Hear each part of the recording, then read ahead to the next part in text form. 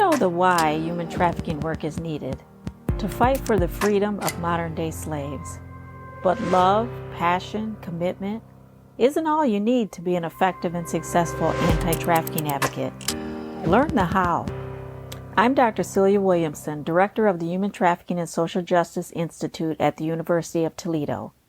Welcome to the Emancipation Nation podcast, where I'll provide you with the latest and best methods, policy, and practice discussed by experienced experts in the field so that you can cut through the noise, save time, and be about the work of saving lives. Hey, Lisa. Hey. Hey, do you know the difference between labor exploitation and labor trafficking? No, I actually thought they were the same thing, just different, like terms, to mean the same thing. No, many people do think they're the same thing, but actually they're a little bit different. So, but in both of them, the person actually doesn't get a fair shake in either situation, but there's a difference, and it has to do with the definition of human trafficking, because there has to be action, means, and purpose for it to be called human trafficking. So the action part is like the recruiting, the harboring, the transporting, providing, obtaining. That's the action that's taken. But then there has to be means, and the means is force or fraud or coercion. And then the purpose is either, for sexual exploitation or labor exploitation. So in exploitation, there isn't necessarily force, fraud, or coercion, but in trafficking, there's the presence of force, fraud, and coercion. So, for example, like, let's say this guy, Joe, takes a job, and Joe is asked to work overtime, and he's paid minimum wage. And so when Joe works overtime, he's paid half of minimum wage. So Joe is certainly being exploited, but there has to be an element of force where he couldn't leave or quit, or there has to be an element of fraud where he was promised something more or got, nothing, or there has to be an element of coercion where he was threatened or manipulated. So in that case, he is being exploited, but he may not be trafficked. And there's lots of nuances, to it, and I'm sure a lawyer could pick about what I said, but that's basically the difference, I think. Right. But either way, in both cases, you're getting screwed. Oh, absolutely. Yeah. But in labor exploitation, you're certainly getting financially screwed probably, but in labor trafficking, you might also actually lose your freedom. But in any case, you should report your situation to the authorities. But if you lose your freedom, that's when it gets really difficult to exercise any rights that you might have. Right. And I don't think people understand what happens, when you lose your freedom, when your freedom is taken. Mm-hmm. I'm not sure I deeply understand what it's like to lose your freedom, freedom of movement, freedom to earn enough to buy what you need, and then be willing to work very hard to get what you want. Like, no one is giving you anything and then to not get paid. Right. And, losing your freedom, that's one of the worst forms of punishment. When someone has done something wrong, when you get incarcerated, they take your freedom. And that's why they take your freedom, because that is the worst thing that can be taken from you besides your life. So can you imagine like somebody telling you what to do, like when to do it, how to do it, why you should be doing it, when to stop doing it? I don't think you even get a chance to think about what you should do or want to do or what you'll do, and you'll just do what they tell you to do and pay you. No, we ain't paying you. So, and if you keep asking about it, something really bad is going to happen to you or somebody you care about. Wow. So I'm guessing this is related to the guest you interviewed for this week. Oh, exactly. This is a two-part series here because she just had so much to tell us about labor trafficking as it relates to the U.S. and migrant workers who are working in the area of agriculture. She's been doing this human rights type of work with victims and with organizations that are working to combat human trafficking and other human rights type of violations. So I'm interviewing Diane Mull from In Child Labor. She's going to talk about in this first part a lot about farm labor contractors and migrant workers and exploitation and trafficking. And then the second episode, she's going to talk about what she does around the world. But let's get to the episode and then we'll discuss it afterwards. So here's my interview with Diane Mull. Many people don't. So, for a case to be labor trafficking, it has to have the right actions, means, and purpose. So, when we talk about actions, we're talking about somebody who has been recruited or been harbored, or transportation has been provided, or they obtained the person. All the things that are in the TVPA about, recruiting, harboring, transporting, providing, and obtaining. Then there has to be means, and those means that are used are force, fraud, or coercion, meaning that perhaps somebody couldn't quit; they're forced to work, or somebody is had fraud committed against them. They've been promised something that never came to fruition, or perhaps there is some level of coercion where that person is threatened or manipulated. So that the means has to be there. And then the purpose is either for the purpose of labor exploitation or sexual exploitation. So the only difference between exploitation and labor trafficking is in exploitation, often there's not force, fraud, or coercion. Somebody's being exploited, but there may not be force, fraud, or coercion. So, for instance, let's say there's a guy named Joe and he works a construction job, and the boss wants him to work overtime. So he agrees, but instead of getting paid time and a half, Joe actually gets paid half of what he's normally paid. Let's say he's making minimum wage and now he's working overtime, he's making half of minimum wage. So he's certainly being exploited. And he can report that to the authorities, depending on his situation, his legal situation in the country. But if he is afraid to leave, or some element of force, fraud, or coercion is happening, and this is also the case, then Joe is a labor trafficking victim. So it's a little bit of a difference there. Welcome to the Emancipation Nation podcast. Today we have Diane Mull, and she's an international development expert in child rights, forced and child labor, human trafficking for employment, adult and youth workforce and livelihood development, and corporate social responsibility. She has over 45 years experience working on these issues in the U.S. and also abroad. She's internationally recognized as a technical writer, public speaker, monitoring and evaluation expert, conducting research and comprehensive social reviews, and mobilizing the private sector and key stakeholders to engage in the elimination of child labor throughout their supply chain. So welcome to the podcast, Diane. Thank you. It's so nice to be here.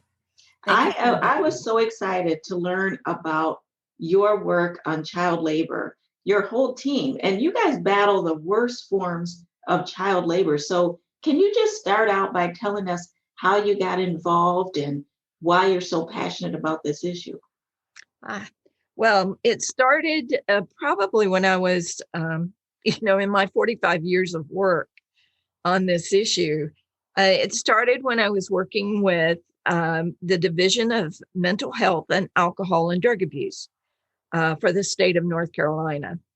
And each year we would have migrants who would come into the area for the apple harvest.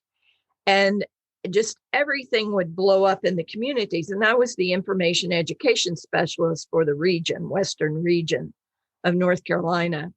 And what became really apparent were that the abuses, the human rights abuses, and the deplorable situation amongst the migrant workers was what was causing the problem. A lot of alcoholism, a lot of conflicts in the community. The community would get up in arms, the police would be engaged, and it just was a very difficult situation because the farm labor contractors would go to Florida and recruit people and then bring them to work, but the workers didn't know where they were, why they were there. So they were actually in-country trafficked. And then when we had the boat muriel of Haitians who came into Florida, these farm labor contractors would grab those workers up, put them in the back of U-Hauls and lock them in and move them from farm to farm to farm. Well, you have this situation. That was my first introduction, and this was back in the late 70s of trafficking for employment, but it was done by farm labor contractors. So that was my first exposure. And that was when I was an information education specialist. But then I took a position after that. I worked for the state for a few years and then decided to go to work for a nonprofit organization who was working specifically with migrant and seasonal farm workers. And I was invited to apply for a position, which I did, which put me on the path of the next 23 years working on migrant and seasonal farm worker issues in the United States. And that started from the field level, working with field offices and working directly with the migrant and seasonal farm workers and working with producers who often were hiring the farm labor contractors to recruit the workers for them, but they left the treatment of the workers up to the farm labor contractor. So they paid the farm labor contractor. The farm labor contractor may or may not pay the workers. And so then they move from farm to farm. So you've got a situation where the employer is affected because of his recruitment practices and how he's recruiting his workers and his assuming the responsibility for the actions of the recruiter or the farm labor contractor and what ultimately happens with the workers. So I began to see how all of this was affecting people that are running under the radar in the United States. And as part of those are children. There are women, children, families, and some of the abuses that occur in the migrant camps, and then the effect that has on the community at large. So that's where first I had a view more from mental health centers and alcohol rehabilitation centers and hospitals when I worked at state government. But then I really, working for the nonprofit, got into working at the field level and working directly with the workers and with counselors and seeing that there needed to be a better process that we were using in the field. Well, I started out at the field office and then within 9 months or so became a program coordinator for a state, and within 9 months became a state director. And then after a couple of years, then went to the National Association and ran the National Association of Farm Worker Opportunity Programs. And so what we were trying to do is to build services and build a methodology that you use for improved workforce development. Because the reason why, in some cases, the majority of the cases, the reason why migrants move is they're seeking employment. And they will agree to give themselves in the care of a farm labor contractor because that farm labor contractor has the contacts with the employer. So, and in some cases, there are some decent farm labor contractors, but in others, there are not. And so the effectiveness of your legislation and the effectiveness of the relationship between the producer and the producer assuming the responsibility for what happens with their workers, and then how well that's inspected and monitored, and then what's the interest and will and the result of how that affects the individual workers and their family members, all has to be taken into consideration. And so that led me to start looking at why we are having the situation that we're having. Why are there these types of abuses and people being trafficked? So while at the National Association, I was asked to give a testimony, on children, child migrants. And I thought that was kind of odd because mainly the focus of the association was with youth and adults. So I started going back in my head about why do we have this situation that we have with the children that affects children. And as I wrote my testimony, I titled it Broken Covenant. And I testified at the hearing about why we have child labor in agriculture and what are the contributing factors. And from there, that led me on a campaign to work on improving the situation, both legally and programmatically and in the services of what was happening to affect the elimination of child labor in agriculture, to get kids out of that situation and what we needed to do to affect that. And so oftentimes the kids are brought into being into child labor because their parents are looking for employment. And so that took me into studying why are parents choosing child labor or being trafficked over education and staying where they are at home.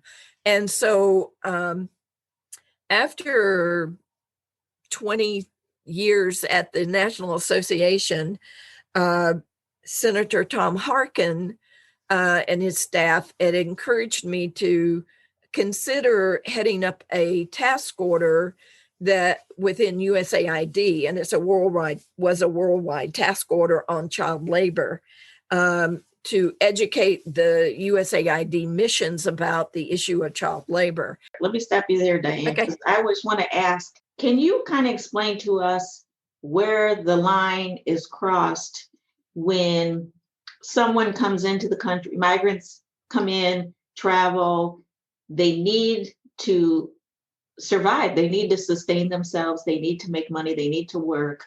Oftentimes, all hands on deck. Everybody needs to work to be able to survive. Mm-hmm. Where is the line crossed in terms of a family having the free choice to get their children involved in helping to work the fields or whatever, to a point where that becomes child trafficking in a sense? Or is it child trafficking if families get their children involved in working in the fields to support the entire family? Like, where's that line? Well, you have to look at it's understanding what the laws are. The laws in the country from which they are coming and the laws in the country from which they are going. How they entered into the situation. Was it voluntary or involuntary? Was it a situation where they were duped into thinking it was going to be something other than what it ends up being? Mm-hmm. Families, there's many reasons why a family would choose to migrate, because ultimately, from my years of experience at looking at this, why I think trafficking occurs is because of the lack of support in their home communities, where they're coming from. If you have people who are leaving an area to move somewhere else to find employment, they're going to initially voluntarily give themselves, unless they're kidnapped, and that does happen, unless they're recruited or kidnapped and duped in some way, they will voluntarily give themselves into the care of someone else, thinking that they're having an opportunity for a better life, to learn a skill, to learn something, but it's because that's not available in their home base area. When we're talking about kids, particularly in coming into the US, working the fields, let's say it's during the school year, is that appropriate in the US? Is that legal in the US for parents to have their kids working the fields and not being in school, that sort of thing? Well, it's the laws in the United States. It's very sad. We have the weakest laws. We have much weaker laws in the United States regarding children working in agriculture than most other countries, because we have exemptions under the Fair Labor Standards Act that basically says that it is okay on a farm that is exempt from paying the minimum wage, that they can hire a child who's under the age of 12. Oh, wow. Okay. Now, technically, the kids are supposed to be going to school. And as a result, the United States has made provisions to improve the situation where we have migrant Head Start, migrant health, migrant education, migrant college assistance programs, all of these programs to support children not being in the farms. Yet it still happens.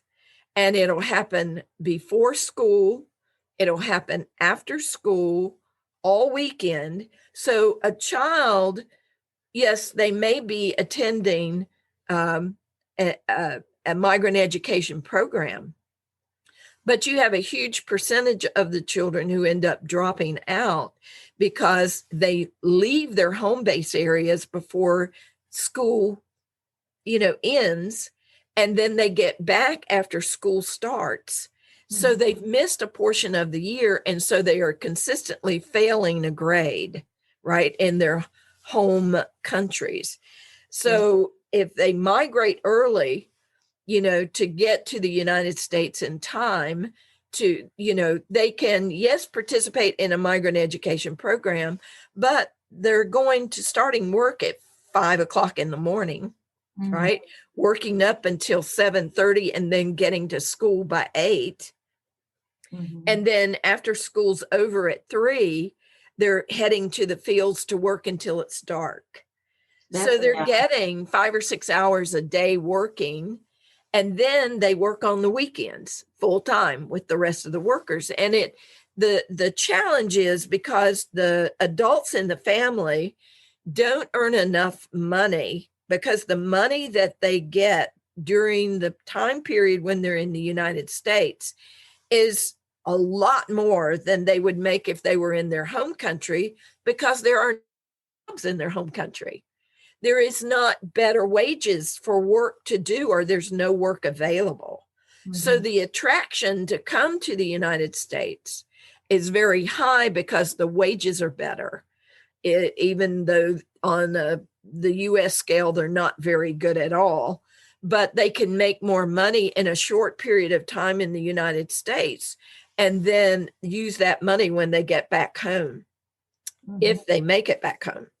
Because your biggest source of undocumenteds are coming from an H-2A program, which often is recruiting adult workers to come to the United States under a controlled visa program, H-2A visa program, for them to come here as adult workers. And then they go back after they've done, they've worked there, or they may or may not come back.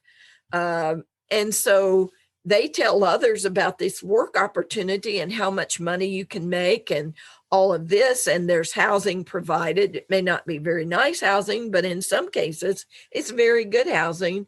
housing that is far superior to what they have in their home countries. So you create these situations of disparity between the areas where there's the opportunity for employment and in their home base areas where there is no opportunity. And so a lot of people will call that push-pull factors. They're being pushed out of their countries by, corruption or lack of opportunity, and they're being pulled into another country by opportunity or the perspective of opportunity, perception of opportunity. So how would you explain what's happening in your opinion right now with all of the kids that are coming across the border and vulnerable people trying to come across the border into the U.S.? What's your assessment of that situation? Well, I mean, we have always been supportive of immigration, and I think that the key is creating a better mechanism for how this is happening. Something where it doesn't leave the workers who come into the United States in an undocumented status, that they aren't so vulnerable, because if you're here without papers or without the legal status, you can easily be manipulated into thinking that you shouldn't let anybody know that you're here because they're going to grab you up and throw you in jail and take you away and that kind of thing. That's not the way we should be responding. We should be responding in a more effective way, a more human rights way, in respecting the human rights of all individuals, whether they're here in a documented or undocumented status. We play into the hands of unscrupulous farm labor contractors or coyotes or whoever is bringing the workers here, that, or even the workers who are coming voluntarily. We play into the hands of the traffickers and the exploiters by making the workers afraid. And the workers are mainly looking for a better opportunity. But to me, one of the positives that we have is the Migrant Head Start, the migrant education. Those programs the requirements are not that they have to be documented. So you can have a child that's in Head Start or a child that's in migrant education, and it's regardless of whether they are a documented or not documented person. And that's the way the program should be. Yeah. The challenge we had is because the laws are very clear when it comes to employment, that you can't be undocumented and work unless you have some type of visa, or that you have a permanent or you have a temporary or permanent resident status that allows for employment. Job training programs, which was the program that I worked with the Association of Farm Work Opportunity Programs, in that capacity, to be able to participate in a vocational, technical, or assistance for job placement, you had to be in a legal status. And so it became a challenge with that. But the real emphasis we undertook while I was still at AFOP is to get involved and with the legalization program. And so we assisted with hundreds of thousands of workers being able to move from an undocumented status to a legal status. And that's something that we were very committed to doing, to just improve the opportunities for those that were here and who were contributing members of the society. I mean, they're paid meager wages, but they also, their wages are being deducted for Social Security and for the other types of Medicare, for those kinds of deductions, the tax deductions are taken out from their wages. But if they're not in a legal status, they'll never be able to collect on that. And so it just goes into the pool for everybody else, but it's something they'll never see the benefits that was taken from their wages. Wow. That is, if you have a scrupulous farm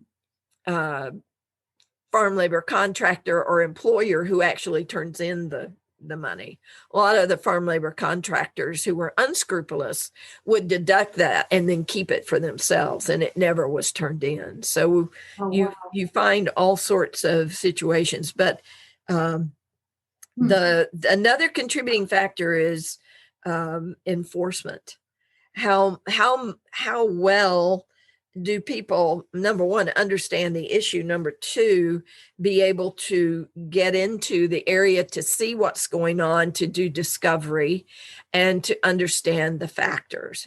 And so one of the things that became very apparent that we needed to do with child labor programming overseas and in the United States is to have a mechanism where you could understand what are the driving factors that are influencing the risk that people face when they're entering employment.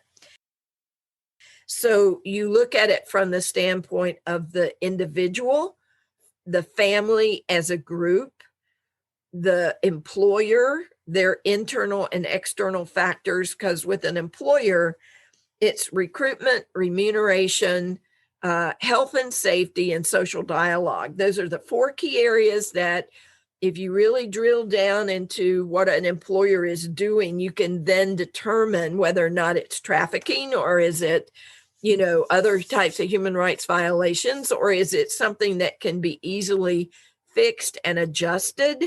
Because oftentimes the employers themselves don't think of it that way. Of your PAVE methodology that I want to talk yes, about. The PAVE methodology, there's key steps in the PAVE methodology, and the PAVE stands for Pathways Advancing Viable Education and Employment. Okay. And first, before you talk about it, what's the purpose of the PAVE methodology?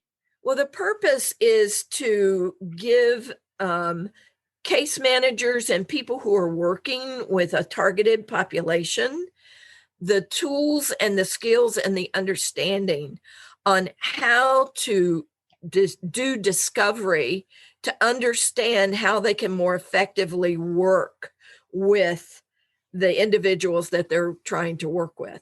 So, number one, if a project wants to be able to discover where is trafficking in my community, outreach, we have steps of which we train workers on how to find and learn where the individuals are that you're wanting to target services to. Okay. So it's how to do outreach, how to safely and effectively be able to understand what's going on in your community, to be able to discover where are the issue areas in your community, on how to find the individuals who need or have access, should have access to those services, but are not aware that those services are available or that assistance or help is needed. And is this training largely for foreign victims who might be here, labor trafficking victims, people being exploited in the labor sector?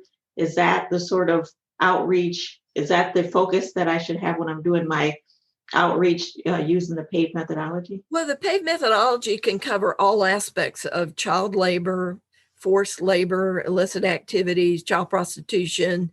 Ours is focused on children, okay, but it is applicable to adults as well.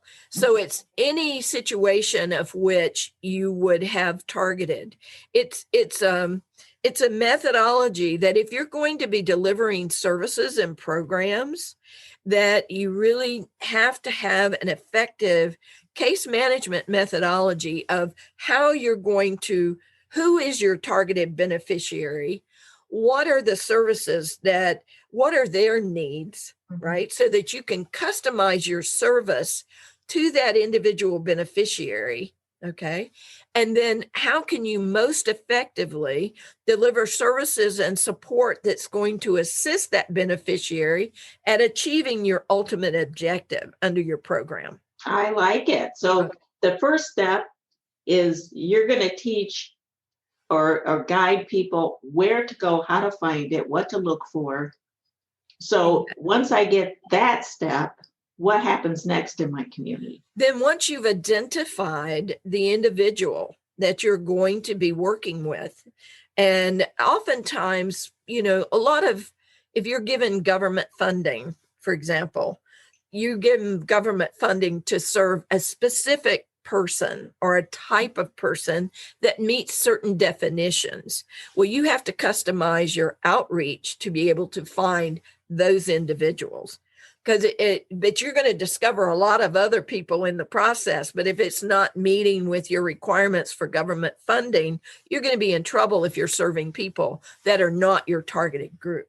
Mm-hmm. Now, if you have the opportunity to have a lot of flexibility in your funding and can serve anybody, then great. Then you're going to be able to do your outreach and then best determine the types of services that are going to be most effective with each of the individuals. Mm-hmm. But for the most part, when you come with government funding, it's dictated.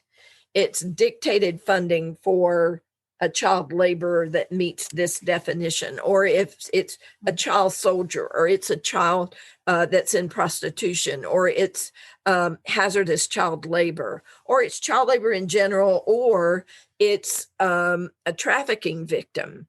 And you have to be able to understand effectively whether or not that person is a trafficking victim, or if it's a different type of situation. And you've done this all over the world. I mean, I stopped your story, but you ended up doing this work internationally as well. And that's what you all do right now. So correct. What countries have you been in to implement this the pay methodology? And well, what'd you think? Well, I think that we don't have enough guests on that talk about labor trafficking, mm-hmm. and not many that talk about it from such a wealth of experience. And just for that, I think the conversation is valuable. But that's not all. She is really knowledgeable. Yeah. And not because she studied policies or laws or court cases, which would be awesome and very much needed, but it's because she also worked with the families themselves. So what do you think about the dilemma the parents are in? They value their children being educated, but also need to make money for their family to survive. Yeah, I can imagine the struggle. It's like Maslow's hierarchy of need. You have to make sure you can meet your family's basic needs. And so it sometimes takes everyone, to pull together to work to make enough money. Right. So the answer actually is for the kids to get up early and then work a few hours, go to school, work there all day, come home, and then go out in the fields and work again. And then, the family moves around so much that I could imagine there's gaps in the children's education. Yeah, she mentioned like migrant Head Start and migrant education in general. I didn't know you could be enrolled and be undocumented. Mm-hmm. And that's good because I imagine there's a lot of fear that might keep children from being educated. Yeah, I think there are also some healthcare outreach programs that operate under the same or similar principles. So what about Social Security and taxes being taken out? What do you think of that? Yeah, I had no idea that migrant workers pay into Social Security, for example. But, obviously we'll likely never see the benefit from it. Mm-hmm. And that was some of the unscrupulous farm labor contractors. It might get taken out, but go straight into the farm laborer's pocket. I learned so much from this episode. I did too. Next week, she's going to talk about how she takes a proven model that she uses to go into various countries. I think like over 20 countries to address child labor and just human trafficking overall. She has a team of 4 people that collaborate all over the world. So in the next episode, she outlines the model she uses and it's a phenomenal model. So I'll go back to what I talked about in the beginning of this episode. She's quiet, she's clear. She focuses on learning, honoring, and using culture, a people's self-determination. She empowers people to do the job and be successful. Sure, they could go in and just say, we will just tell you what to do and we will just help you to do what we think you need to do. But for years, she has been learning about how to work with people who have suffered from labor exploitation and labor trafficking. And in her way, it's like instead of giving somebody a fish, it's teaching people to fish. And not only the people directly affected, but she does a lot of work with programs that work with people that are affected. So next week, we're going to find out what Diane does in over 20 countries around the world. And it's going to be a very powerful episode as well. I learned a lot in this episode. I'm looking forward to the next. Oh, I know. I can't wait. It's going to be good. And let me share a quick closing lesson. It's one definition of social justice. So social justice is a process, not an outcome, which seeks fair distribution or redistribution of resources, opportunities, responsibilities. It challenges the roots of oppression and injustice. It empowers all people to exercise self-determination and realize their full potential and build on social solidarity and community capacity for collaborative action. And why should you engage in social justice related activities to combat human trafficking? Because you are personally responsible for becoming more ethical than the society you grew up in. Let's not just do something, let's do the best thing. If you like this episode of Emancipation Nation, please subscribe and I'll send you the weekly podcast. Until then, the fight continues.